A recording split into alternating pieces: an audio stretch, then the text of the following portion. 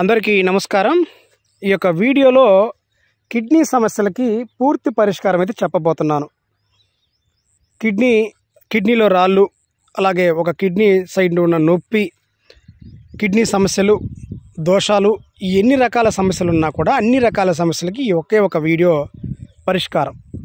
అలాగే మూత్రానికి సంబంధించిన సమస్యలు, పేగు సమస్యలు, జీర్ణ సమస్యలు, ఇలా ఎన్నో రకాల సమస్యలకి, అంటే ఈ కిడ్నీ సమస్యతో పాటుగా ఇక చాలా రకాల సమస్యలకు కూడా ఈ యొక్క వీడియోలో ఒకే ఒక వీడియోలో పరిష్కారాలు అయితే చెప్పబోతున్నాను।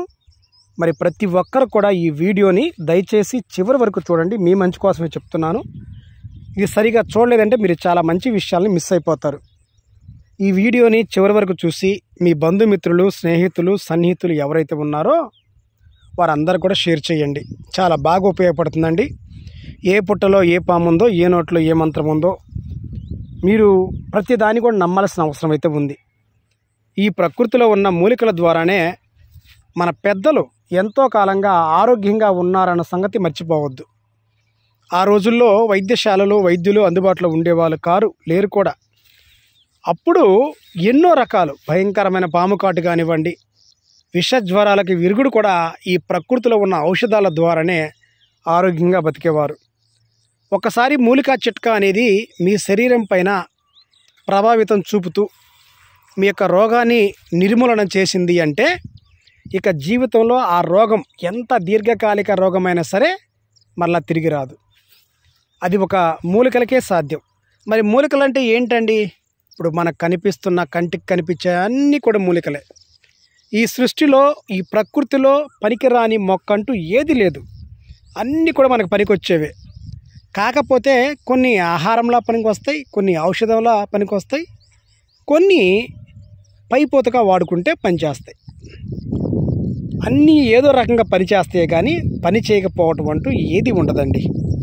కాబట్టి మనం ఈ మొక్కలు, చెట్లు, వాటి యొక్క గురించి అవగాహన తెలుసుకోవాలి, వాటి ఉపయోగాలు తెలుసుకోవాలి, అవి మనకి ఎలా మేలు చేస్తాయో తెలుసుకోవాలి। అంతేగాని ఇవన్నీ పిచ్చి మొక్కలు అని మనకు మనమే ఒక మాట మనసులో అనుకొని ఈ అమూల్యమైన అమృతం లాంటి మొక్కలకు దూరం అవ్వకూడదు। మరి నా యొక్క చిన్న విన్నపం ఏంటంటే, నేను ప్రతి వీడియోలో కూడా మీకు బ్రతిమలాడుతూ చెప్తున్నాను, దయచేసి మీరు కానీ మీ కుటుంబ సభ్యులు కానీ ఎవరైనా ఏదైనా మొండి సమస్యతో బాధపడుతున్నట్లయితే ఈ వీడియో కింద కామెంట్ అయితే రాయండి। మీరు ఏ సమస్యతో ఎంతకాలంగా మీరు బాధపడుతున్నారో ఈ వీడియో కింద కామెంట్ అయితే రాయండి। నేను ఆ కామెంట్ని పరిశీలించి మీకు చక్కని పరిష్కార మార్గాన్ని అయితే నేను చూపుతాను। మీ ప్రతి ఒక్క కామెంట్ని నేను గమనిస్తూనే ఉంటాను। ఎవరికి ఏ సమస్య ఉందో ఆ సమస్యని నాకు అందుబాటులో కనిపించిన మొక్కలు అన్వేషించి నేను ఈ వీడియోలు అయితే తీస్తూ ఉంటాను। మీరు అవి చూసుకొని మీ యొక్క చిట్కాలు చేసుకోండి, మీకు జీవితంలో ఉన్న సమస్యలన్నీ తొలగిపోతాయి, కొత్త సమస్యలు కూడా పొరపాటును కూడా రావు। ఇప్పుడు ఒక మంచి ఔషధ మొక్క, కిడ్నీలో రాళ్ళు ఇవన్నీ నిర్మూలించే ఒక మొక్కని మీకైతే నేను పరిచయం చేయబోతున్నాను।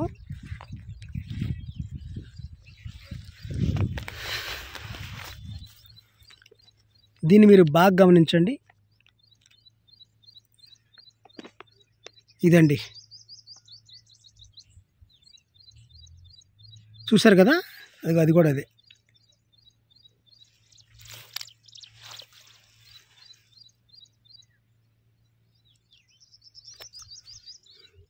కొంచెం ఇక్కడ పురుగు పట్టింది ఆకుకి, చూస్తున్నారు కదా।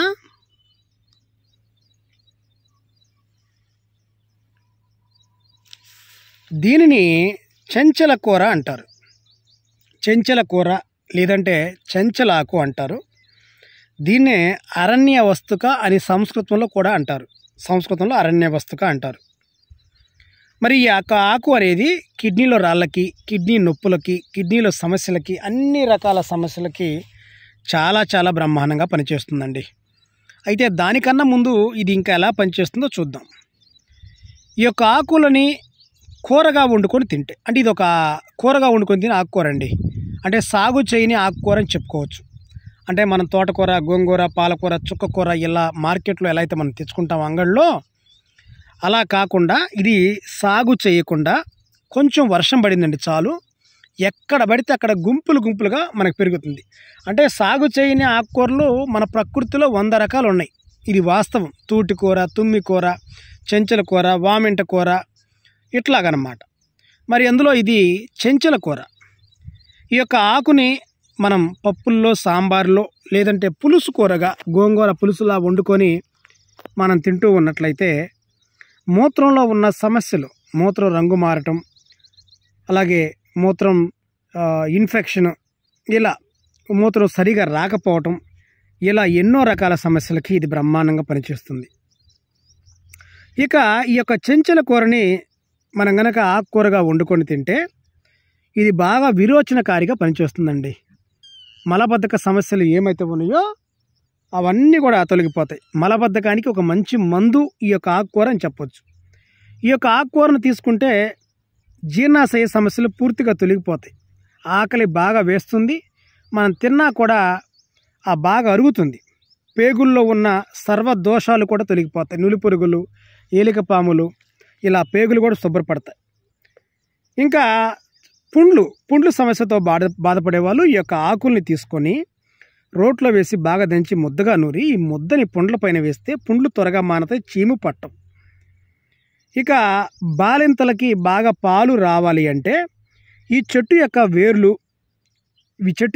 ఆకులు కాకుండా వేర్లుని ఉడకబెట్టి కూరగా వండుకొని తింటే బాలింతలకు బాగా పాలు పడతాయండి.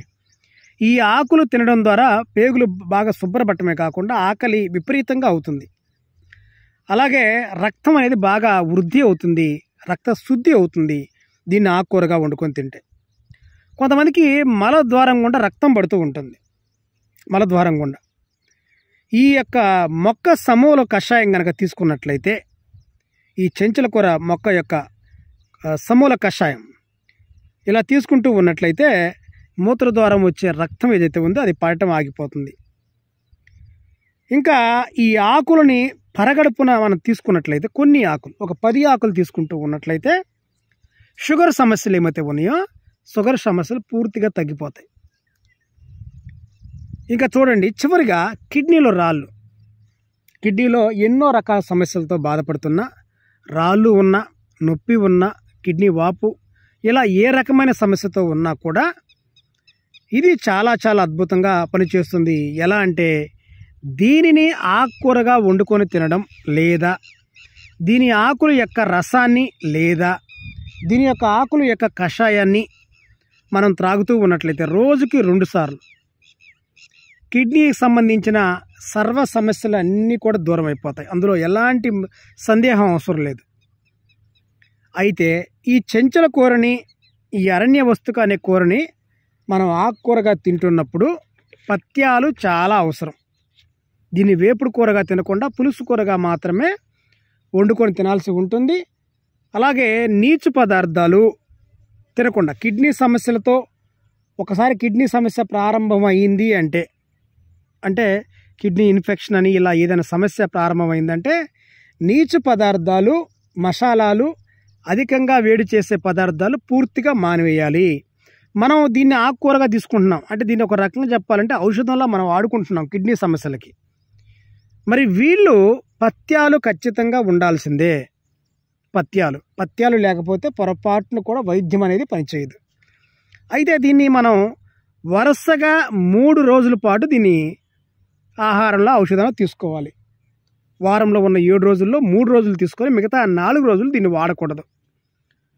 మళ్ళీ తరువాత వచ్చే వారంలో 3 రోజుల పాటు మనం దీన్ని ఆహారంలాగా, ఔషధంలా తీసుకొని మళ్ళీ 4 రోజుల పాటు దీన్ని వాడకుండా ఉండాలి. ఈ రకంగా ఒక 2 నెలల పాటు చేసి ఇంకా ఆపేయాలి. అప్పటికే మనకి ఫలితం అనేది చాలా చాలా బాగా కనిపిస్తుంది. 2 నెలలు లేదంటే 41 రోజు, అంతకుమించి ఎక్కువ వాడాల్సిన అవసరం లేదు. మళ్ళీ 6 నెలల తర్వాత దీన్ని వాడుకోవచ్చు.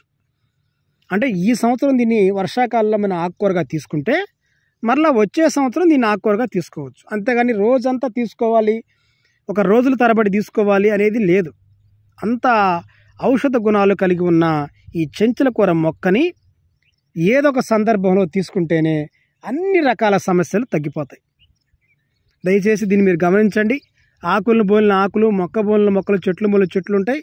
మీరు బాగా గమనించి మాత్రమే దీన్ని నిర్ధారించుకున్న తర్వాత మాత్రమే, లేదంటే మీ పెద్దలు అడిగిన తర్వాత మాత్రమే దీన్ని గుర్తించి ఆకుకూరగా వండుకొని తినండి.